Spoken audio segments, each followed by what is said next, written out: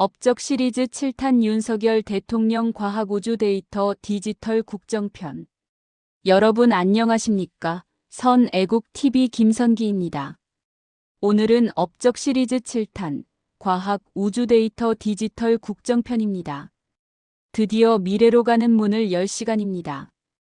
지금까지 우리는 안보, 외교, 경제, 안전, 복지를 다뤘습니다.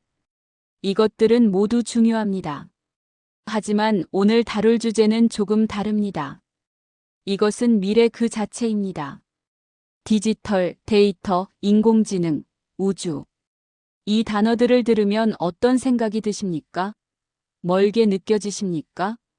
어렵게 느껴지십니까? 아니면 나와는 상관없는 일이라고 생각하십니까? 저는 오늘 이것들이 우리의 일상과 얼마나 가까운지, 우리의 미래에 얼마나 중요한지 말씀드리겠습니다. 그리고 윤석열 정부가 이 분야에서 어떤 업적을 남겼는지 구체적으로 칭찬하겠습니다. 오늘 7탄의 키워드는 3가지입니다. 디자인, 연료, 스케일. 디지털 국정은 디자인이고 AI를 움직이는 건 데이터라는 연료, 그리고 우주로 확장하는 건 국가의 스케일입니다. 이 3단어로 한 시대를 설명해 보겠습니다.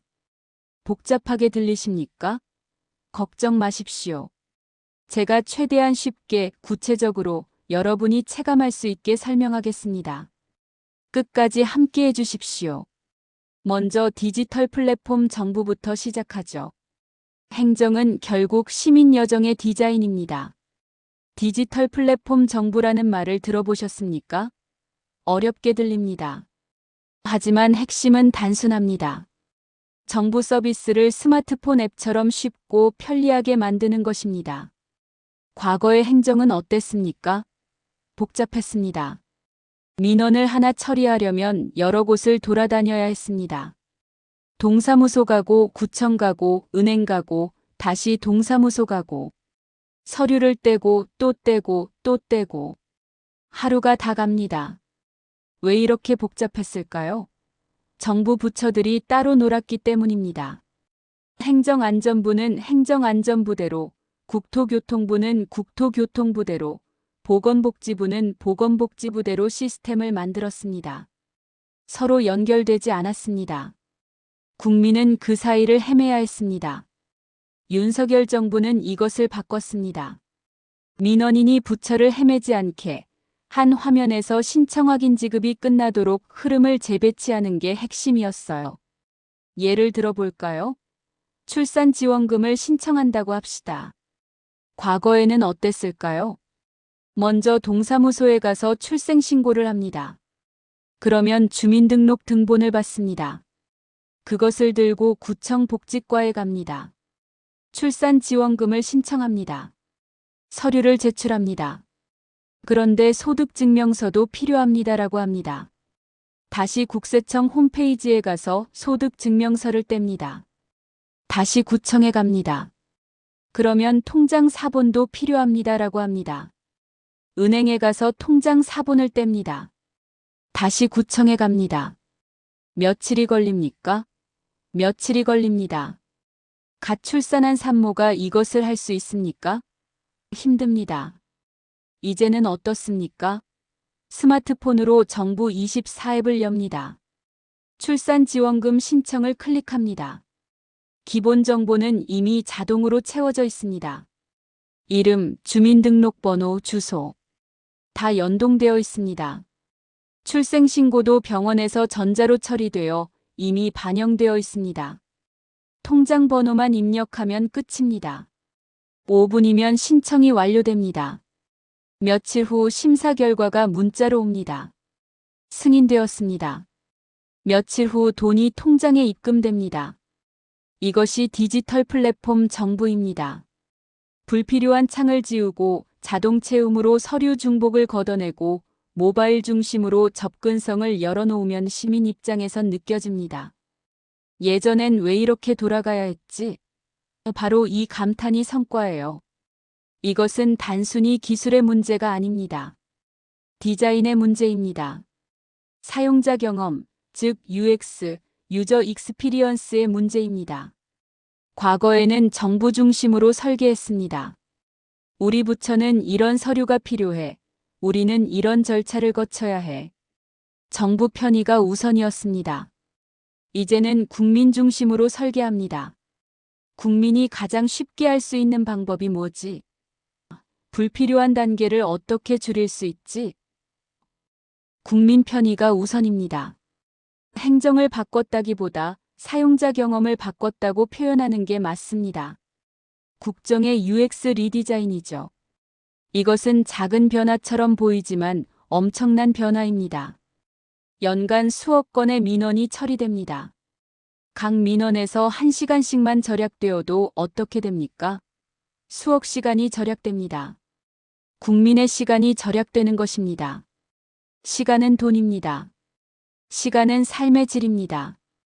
정부가 국민의 시간을 절약해주는 것, 이것이 진짜 국민을 위한 행정입니다. 여기서 자연스럽게 데이터 전략으로 넘어갑니다. AI의 성패는 데이터 품질과 표준에서 갈립니다.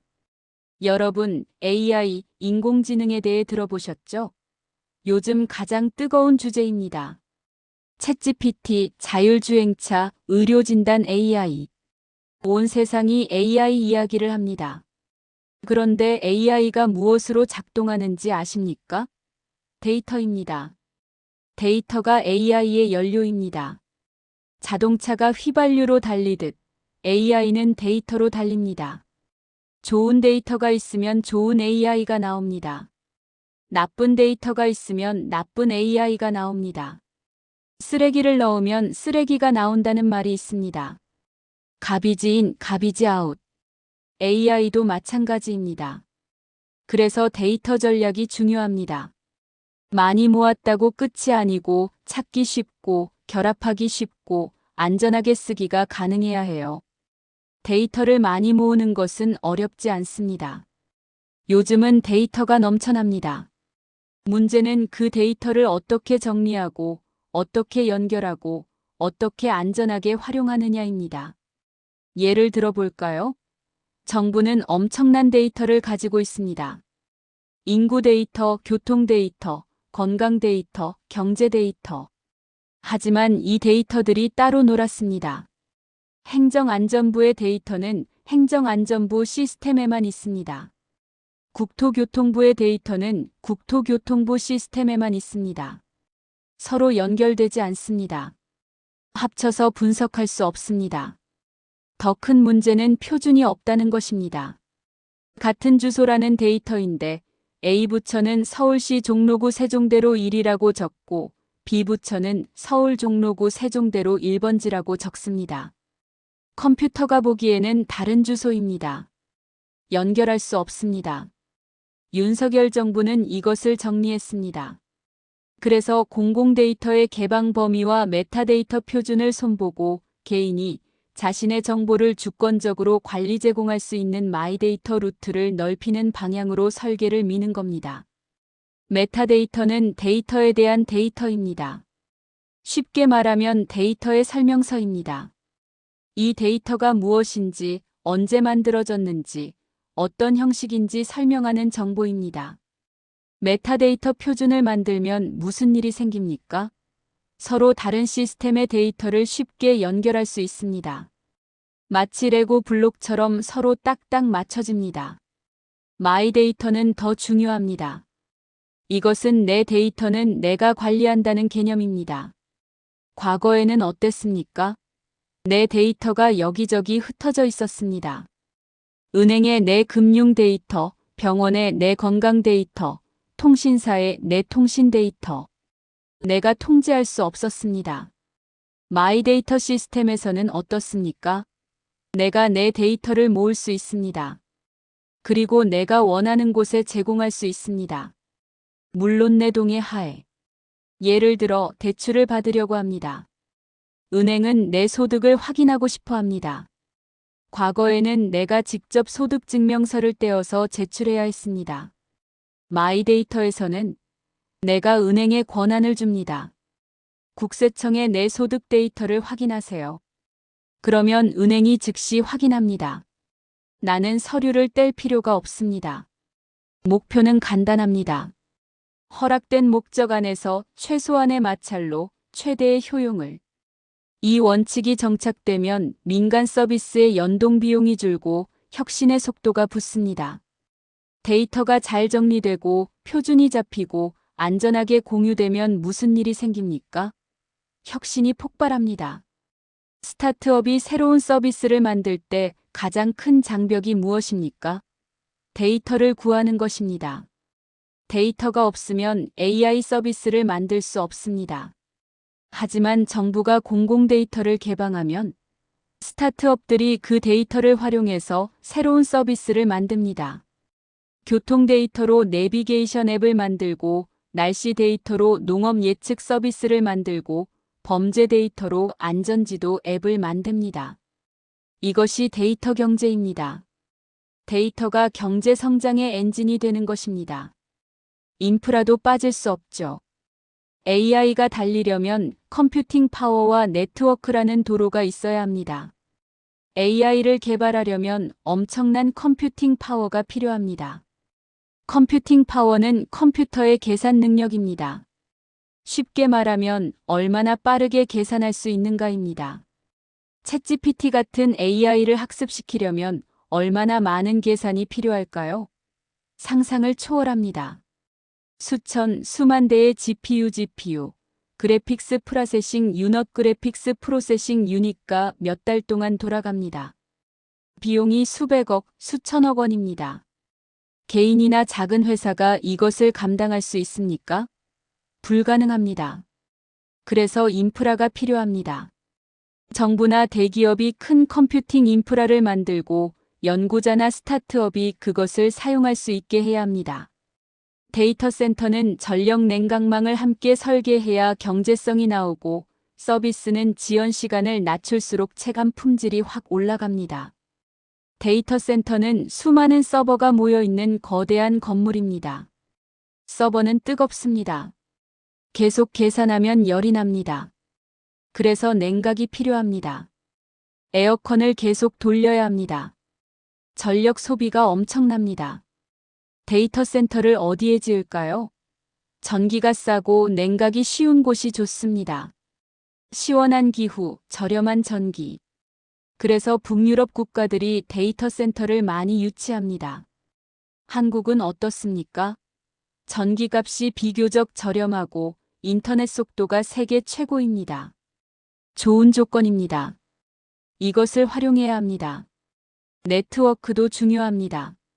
아무리 좋은 AI 서비스를 만들어도 인터넷이 느리면 소용없습니다. 사용자가 답답해합니다. 그래서 백본망을 두껍게 하고 필요한 곳에 엣지 컴퓨팅을 배치합니다. 백본 네트워크는 인터넷의 주요 간선입니다. 고속도로로 치면 경부고속도로 같은 것입니다. 이것이 두꺼워야 많은 데이터가 빠르게 이동합니다. 엣지 컴퓨팅은 사용자 가까이에서 계산하는 것입니다. 과거에는 모든 계산을 중앙 서버에서 했습니다. 데이터를 중앙으로 보내고 계산하고 결과를 다시 받습니다. 시간이 걸립니다. 엣지 컴퓨팅은 사용자 근처에 작은 서버를 두고 거기서 계산합니다. 빠릅니다. 자율주행차처럼 실시간 반응이 필요한 서비스에는 필수입니다.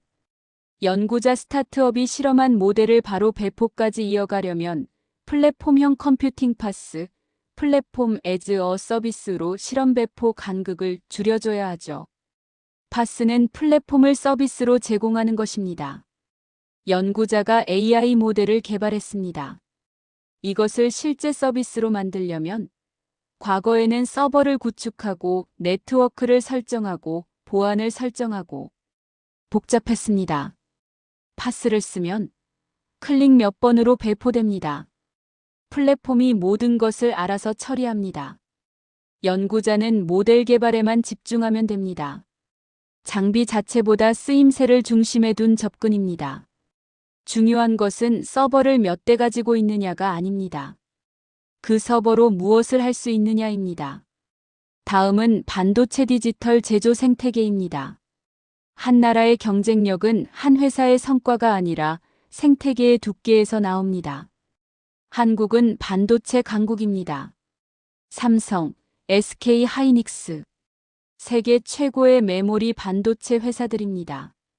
우리는 자랑스럽습니다. 하지만 반도체 산업은 한두 개 회사만으로 되지 않습니다. 생태계가 필요합니다. 장비 소재 설계 인력이 연결되어야 진짜 속도가 나요. 반도체를 만들려면 무엇이 필요할까요? 첫째, 설계입니다. 반도체의 설계도를 그립니다. 어떤 기능을 할지, 어떻게 배치할지 설계합니다. 이것을 하는 회사를 팹리스라고 합니다. 공장 팹이 없다 리스는 뜻입니다. 설계만 합니다. 둘째, 제조입니다. 설계도대로 실제로 반도체를 만듭니다. 이것을 하는 회사를 파운드리라고 합니다. TSMC, 삼성 같은 회사들입니다. 셋째, 장비입니다. 반도체를 만드는 기계가 필요합니다. 노광기, 식각기, 증착기. 엄청나게 비싸고 정밀한 기계들입니다. 네덜란드의 ASML, 일본의 도쿄 일렉트론 같은 회사들이 만듭니다. 넷째, 소재입니다.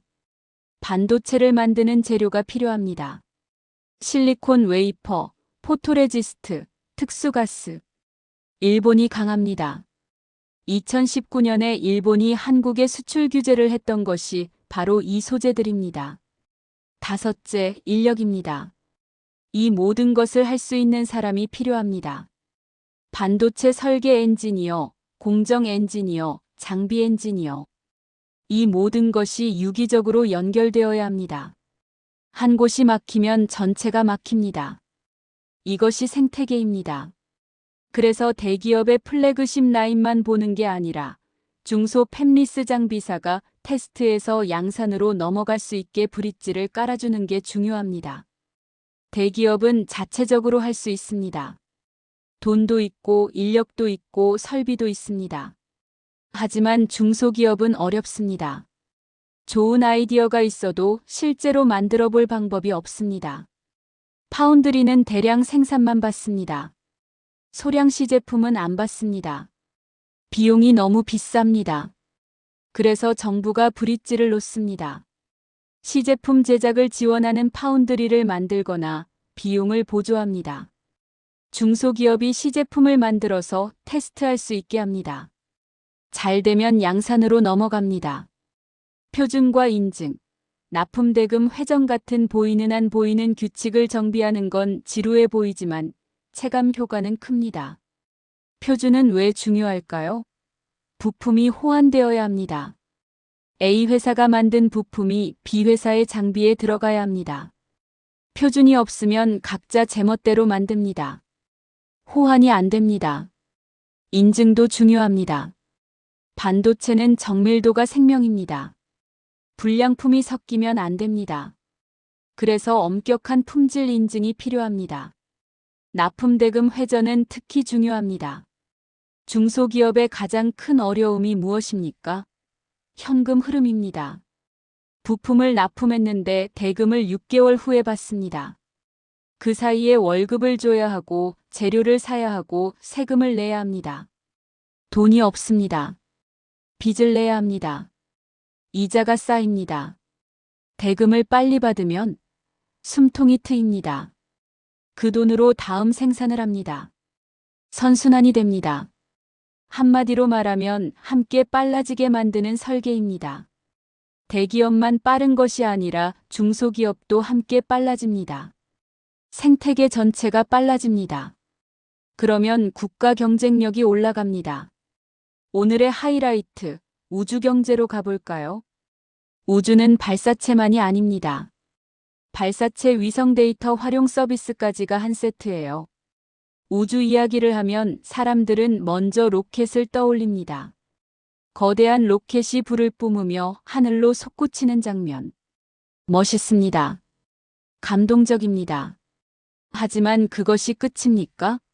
아닙니다. 로켓이 올라가서 위성을 궤도에 올려놓습니다. 그 다음이 더 중요합니다. 위성이 무엇을 합니까? 데이터를 수집합니다. 지구 관측 위성 데이터는 재난 대응, 농업 생산성, 물관리, 물류 최적화에 바로 쓰입니다. 지구 관측 위성은 하늘에서 지구를 촬영합니다. 고해상도 카메라, 적외선 센서, 레이더. 다양한 장비로 지구를 관찰합니다. 무엇을 볼 수 있을까요? 재난 대응 산불이 났습니다. 위성이 위에서 봅니다. 불이 어디로 번지는지 실시간으로 파악합니다. 소방대에게 정보를 보냅니다. 효율적으로 진화합니다. 홍수도 마찬가지입니다. 어디가 침수되었는지 즉시 파악합니다. 농업 생산성 농작물의 상태를 위성에서 관찰합니다. 어느 지역이 가뭄인지, 어느 지역이 병충해를 입었는지 파악합니다. 농민들에게 알려줍니다. 선제적으로 대응합니다. 수확량이 올라갑니다. 물관리댐의 수위를 관찰합니다. 강의 흐름을 관찰합니다. 지하수 변화를 관찰합니다. 물 부족 지역을 파악합니다. 효율적으로 물을 배분합니다. 물류 최적화 항구에 컨테이너를 샌다. 도로의 교통 상황을 본다. 물류 회사가 이 정보를 활용해서 최적의 경로를 찾습니다. 배송 시간이 줄어듭니다. 비용이 줄어듭니다. 발사 성공이 끝이 아니라 데이터 서비스의 시작이라는 관점 전환이 핵심이죠. 과거에는 우주 개발을 국가 위신의 문제로 봤습니다. 우리도 로켓을 쏘아 올렸다. 자랑스럽습니다. 하지만 그것만으로는 부족합니다. 이제는 산업의 관점으로 봅니다. 우주에서 무엇을 할 수 있는가? 어떤 가치를 만들 수 있는가? 어떤 비즈니스가 가능한가? 민간 기업이 이 데이터로 앱 솔루션을 만들고 공공은 개방 API로 길을 열어주는 구조. 우주를 로켓쇼가 아니라 데이터 산업으로 바라보는 시각이 저는 가장 칭찬하고 싶은 포인트입니다. API, 애플리케이션 프로그래밍 인터페이스 어플리케이션 프로그래밍 인터페이스는 프로그램 간 소통 방법입니다. 쉽게 말하면 데이터를 주고받는 통로입니다. 정부가 위성 데이터를 수집했습니다. 이 데이터를 공개합니다. 하지만 그냥 파일로 공개하면 사용하기 어렵습니다.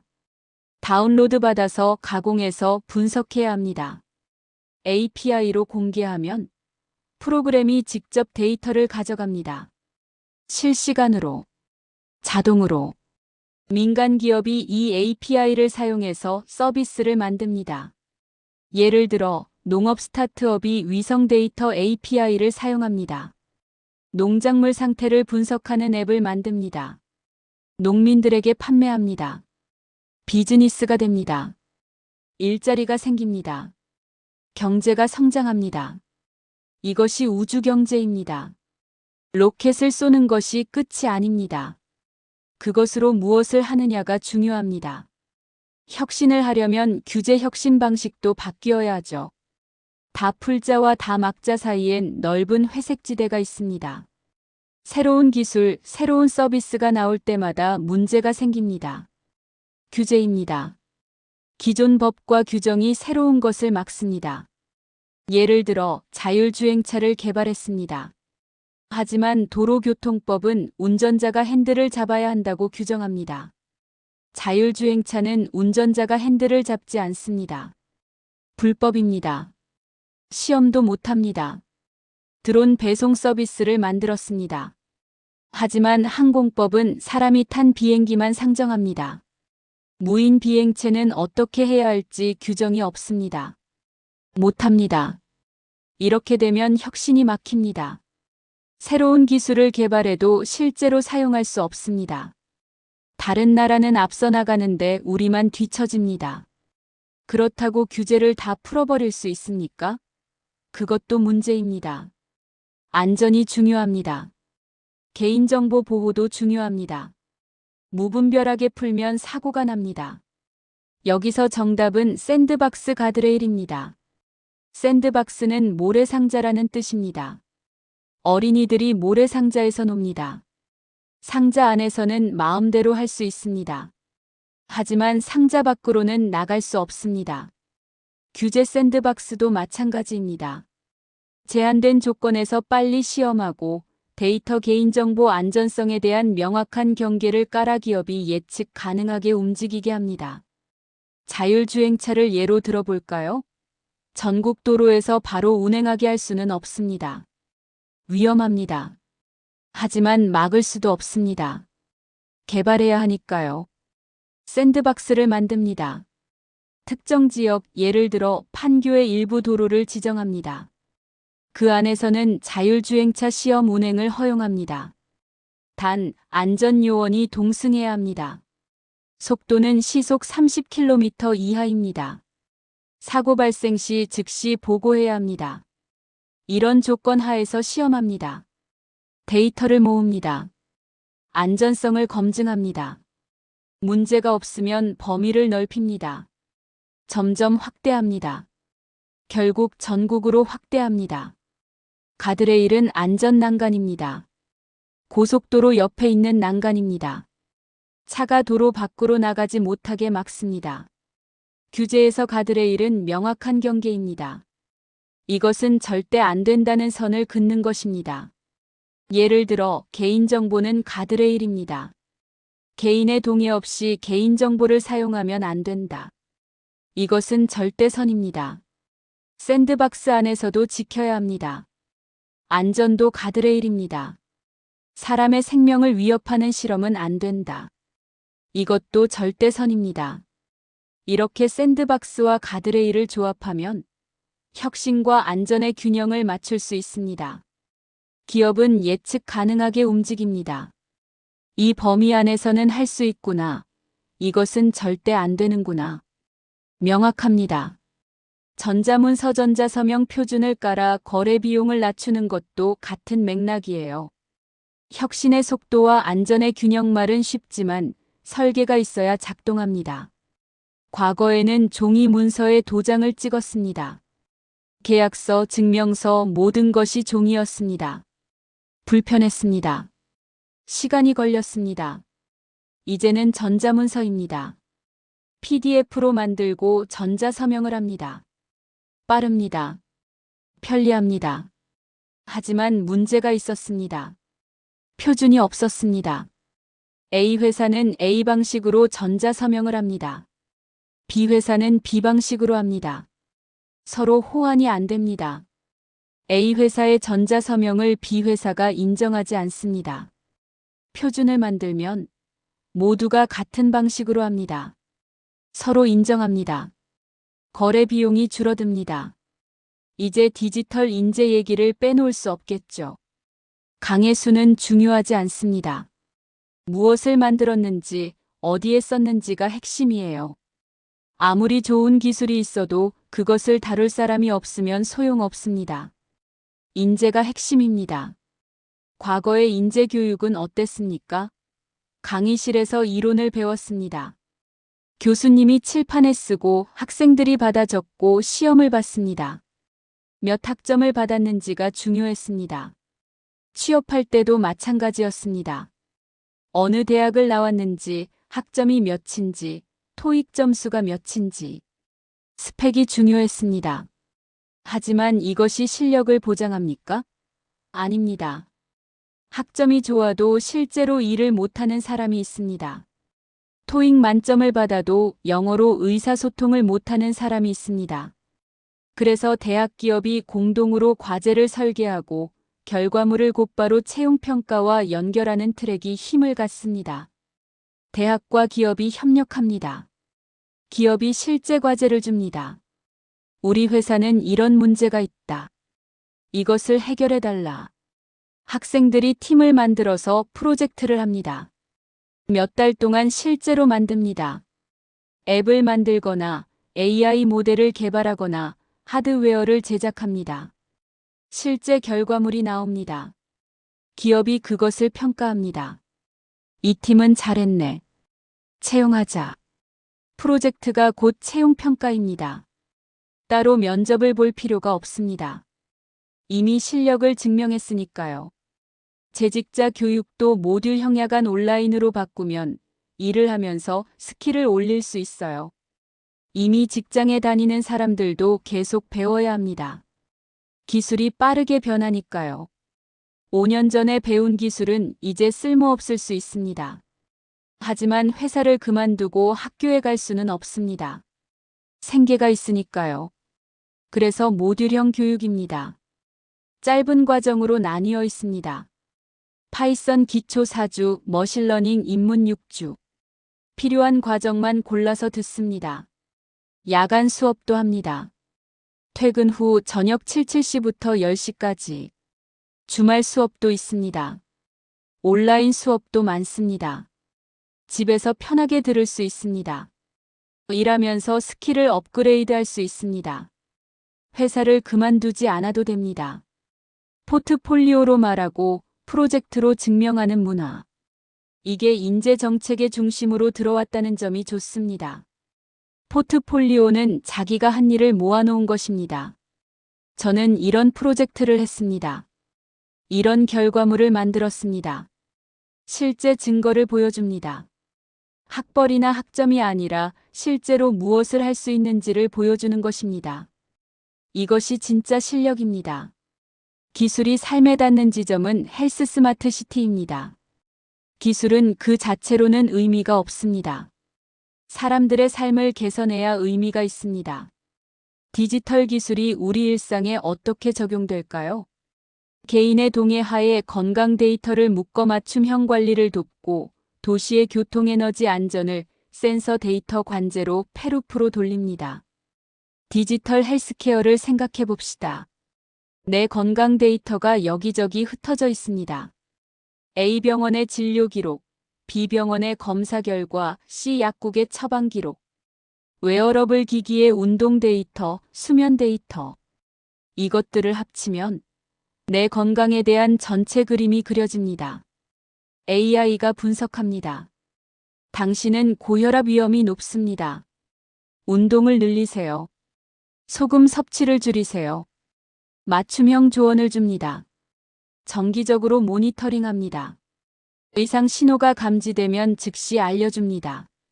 혈압이 올라갔습니다. 병원에 가세요. 조기에 발견하면 치료가 쉽습니다. 물론 개인의 동의가 필수입니다. 내 건강 데이터를 누가 볼 수 있는지, 어떻게 사용할 수 있는지 내가 결정합니다. 프라이버시가 보호됩니다. 스마트 시티도 마찬가지입니다. 도시 곳곳에 센서를 설치합니다. 교통량을 측정하고 대기질을 측정하고 에너지 사용량을 측정합니다. 이 데이터를 모아서 분석합니다. AI가 최적화합니다. 교통 신호를 조절해서 차량 흐름을 원활하게 합니다. 가로등 밝기를 조절해서 에너지를 절약합니다. 쓰레기통이 가득 차면 수거 차량을 보냅니다. 관제센터에서 모든 것을 모니터링합니다. 문제가 생기면 즉시 대응합니다. 페루프 클로즈드 루프로 돌아갑니다. 모니터링 분석 조치 평가 다시 모니터링. 계속 개선됩니다. 중요한 건 성과를 수치로 공개하는 태도예요. 대기 시간, 사고율, 에너지 효율 같은 공동 KPI를 깔고 그 숫자를 꾸준히 낮추는 게 목표가 됩니다. 스마트 시티를 만들었다고 선언하는 것만으로는 부족합니다. 실제로 무엇이 나아졌는지 보여줘야 합니다. 교통 대기 시간이 평균 20% 줄었습니다. 교통사고가 15% 감소했습니다. 에너지 소비가 10% 절감되었습니다. 이런 구체적인 숫자를 공개합니다. 좋다더라가 아니라 보여준다가 기준이 되는 거죠. 투명하게 공개합니다. 국민이 확인할 수 있습니다. 이것이 신뢰를 만듭니다. 끝으로 국제 협력과 표준 전략. 요즘 경쟁은 한 나라가 혼자 달리기보단 시장 표준을 같이 잡는 팀플레이입니다. 세계는 연결되어 있습니다. 한국만의 기술, 한국만의 표준으로는 한계가 있습니다. 세계 시장으로 나가야 합니다. 반도체, 배터리, 우주, 사이버 같은 영역에서 공급망을 넓히고 상호인증 표준 연동을 확보하면 국내 기술의 해외 진출에서 마찰이 줄어요. 공급망 서플라이 체인은 제품이 만들어지는 전 과정입니다. 원료 조달, 부품 제조, 조립, 유통. 이 모든 단계가 연결되어 있습니다. 한 나라만으로는 모든 것을 할 수 없습니다.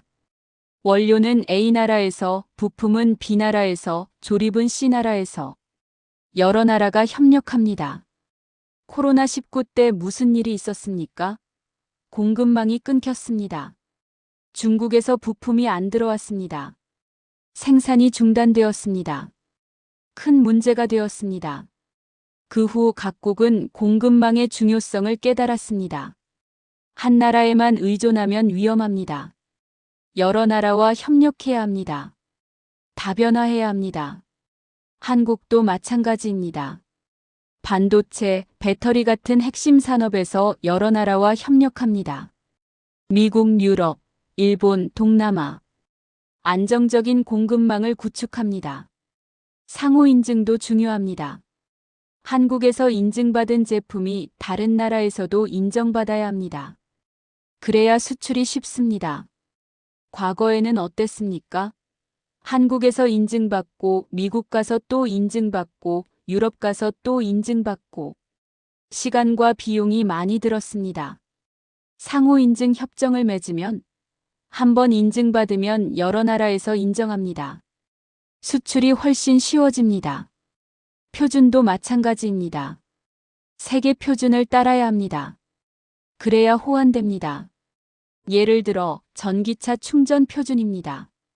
한국 전기차를 미국에 가져갔는데 충전기가 안 맞으면 못 씁니다. 표준이 달라서입니다. 세계가 공통 표준을 만들면 어디서든 충전할 수 있습니다. 전기차 시장이 커집니다. 연구자창업팀이 공동 펀딩 공동 랩으로 움직일 수 있는 구조가 만들어지면 프로젝트의 스케일 자체가 달라집니다. 연구개발은 돈이 많이 듭니다. 한 나라, 한 회사만으로는 부담입니다. 여러 나라가 돈을 모으면 더 큰 프로젝트를 할 수 있습니다. 공동 랩 연구소도 만듭니다. 한국 연구자, 미국 연구자, 유럽 연구자가 함께 일합니다. 지식과 기술을 공유합니다. 더 빨리 발전합니다. 국제 협력은 경쟁이 아니라 상생입니다. 함께 성장합니다. 여기까지 들으시면 아마 이런 질문이 떠오를 거예요. 그럼 이 모든 게 정말 작동하냐? 좋은 질문입니다. 정부가 이런저런 정책을 했다고 발표하는 것은 쉽습니다. 하지만 실제로 작동하는지 확인해야 합니다. 포인트는 대시보드입니다. 민원 처리 시간, API 이용량, 데이터 개방도 같은 지표를 상시 공개하고 국민 제안을 반영한 배포 노트를 정례화해야 합니다. 대시보드는 자동차의 계기판입니다. 속도, 연료, 온도. 한눈에 볼 수 있습니다. 정부도 대시보드를 만들어야 합니다. 주요 지표를 실시간으로 공개합니다. 민원 처리 시간 평균 며칠 걸리는가? 줄어들고 있는가? API 이용량 얼마나 많은 기업이 공공 데이터를 활용하는가? 늘어나고 있는가? 데이터 개방도 얼마나 많은 데이터가 개방되었는가? 품질은 좋은가? 이런 지표를 웹사이트에 공개합니다. 누구나 볼 수 있습니다. 투명합니다. 국민 제안도 받습니다. 이런 기능이 있었으면 좋겠어요. 여기가 불편해요. 제안을 검토하고 반영하고 결과를 공개합니다. 여러분의 제안으로 이번 달에 이런 기능이 추가되었습니다. 배포 노트를 정기적으로 발표합니다. 디지털의 진짜 힘은 화려한 발표가 아니라 투명성과 반복 개선에서 나옵니다. 한 번에 완벽한 시스템을 만들 수는 없습니다. 처음에는 부족한 점이 많습니다. 버그도 있고 불편한 점도 있습니다. 하지만 계속 개선합니다. 매주 매달 업데이트합니다. 피드백을 받고 수정하고 다시 배포합니다. 점점 나아집니다. 이것이 디지털의 방식입니다. 애자일, 반복적 개선. 완벽을 기다리지 않습니다. 일단 만들고 빨리 배포하고 피드백 받고 개선합니다. 실패가 벌이 아니라 개선의 연료가 되는 문화이게 자리를 잡을 때 속도는 자동으로 붙습니다. 과거에는 실패를 두려워했습니다. 실패하면 책임을 져야 해, 비난받을 거야. 그래서 안전한 것만 했습니다. 혁신이 없었습니다. 이제는 문화가 바뀌어야 합니다. 실패는 배움의 기회다. 빠르게 실패하고 빠르게 배우자. 이런 문화가 자리 잡아야 합니다. 실리콘밸리가 왜 성공했습니까? 실패를 용인하는 문화 때문입니다. 창업하고 실패해도 다시 도전할 수 있습니다. 오히려 실패 경험이 자산이 됩니다. 한국도 이런 문화를 만들어야 합니다. 정부가 먼저 보여줘야 합니다. 실패를 인정하고 배우고 개선하는 모습을 보여줘야 합니다. 정리하겠습니다. 디지털 국정은 디자인으로, 데이터는 연료로, 우주는 스케일로 자리 잡았습니다. 행정은 원스톱으로 바뀌고 산업은 표준과 개방으로 두꺼워졌고 인재는 프로젝트 중심으로 전환하고 있습니다. 디지털 국정 국민이 정부 서비스를 스마트폰으로 쉽게 이용합니다. 시간이 절약됩니다. 데이터 AI의 연료가 됩니다. 공공 데이터가 개방되어 민간 혁신을 촉발합니다. 우주 로켓을 쏘는 것이 끝이 아닙니다. 위성 데이터로 새로운 산업이 만들어집니다. 반도체 대기업만이 아니라 중소기업도 함께 성장하는 생태계가 만들어집니다. 인재 스펙이 아니라 실력으로 평가받습니다. 프로젝트로 증명합니다. 규제 샌드박스와 가드레일의 균형으로 혁신과 안전을 동시에 달성합니다. 국제 협력 혼자가 아니라 함께 성장합니다. 이 모든 걸 한 줄로 묶으면 이렇게 말할 수 있어요. 혁신을 제도로 만들고 제도를 루틴으로 만든 시기. 이것이 오늘 우리가 칭찬하는 포인트입니다. 혁신은 한 번의 이벤트가 아닙니다. 지속 가능해야 합니다. 그러려면 제도로 만들어야 합니다. 법과 규정, 시스템과 프로세스로 고정해야 합니다. 그리고 그것을 루틴으로 만들어야 합니다. 일상적으로 작동해야 합니다. 특별한 노력 없이도 자동으로 돌아가야 합니다. 윤석열 정부는 이것을 했습니다. 디지털, 데이터, AI, 우주. 이런 미래 분야에서 혁신을 제도로 만들고 제도를 루틴으로 만들었습니다. 여러분 생각은 어떠신가요? 원스톱 행정의 체감, 우주 데이터의 활용, AI 인재 프로젝트 가운데 무엇이 가장 먼저 와 닿았는지 댓글로 남겨주세요. 실제로 정부 서비스를 이용하시면서 예전보다 편해졌다고 느끼신 적이 있습니까? 어떤 점이 좋아졌습니까? 아직도 불편한 점은 무엇입니까? AI나 데이터 분야에서 일하시는 분들도 의견 주세요. 정부의 공공 데이터 개방이 실제로 도움이 되었습니까? 어떤 점이 더 개선되면 좋을까요? 우주 산업에 관심 있는 분들의 의견도 듣고 싶습니다. 한국의 우주 개발이 어떤 방향으로 가야 한다고 생각하십니까? 영상이 도움이 되셨다면 구독, 좋아요, 알림 설정 부탁드립니다.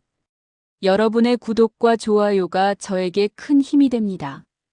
더 좋은 콘텐츠를 만들 수 있게 응원해 주십시오. 다음 8탄에서는 문화 콘텐츠 관광 스포츠로 넘어가 한국의 소프트 파워가 실제 산업과 일자리로 연결되는 설계를 살펴보겠습니다. 한류, K-팝, K-드라마, 영화, 게임. 한국의 문화 콘텐츠가 세계를 석권하고 있습니다. 이것이 단순히 문화적 성과에 그치지 않고 실제 경제 성장과 일자리 창출로 이어지게 하려면 어떤 전략이 필요할까요? 관광 산업은 어떻게 발전시켜야 할까요? 스포츠는 어떻게 산업화할 수 있을까요? 8탄에서는 이런 질문들에 답하면서 윤석열 정부의 문화 콘텐츠 관광 스포츠 분야 업적을 구체적으로 칭찬하겠습니다. 기대해 주십시오. 선 애국TV 김성기였습니다. 고맙습니다. 다음 편에서 또 뵙겠습니다. 건강하시고 행복하십시오. 감사합니다.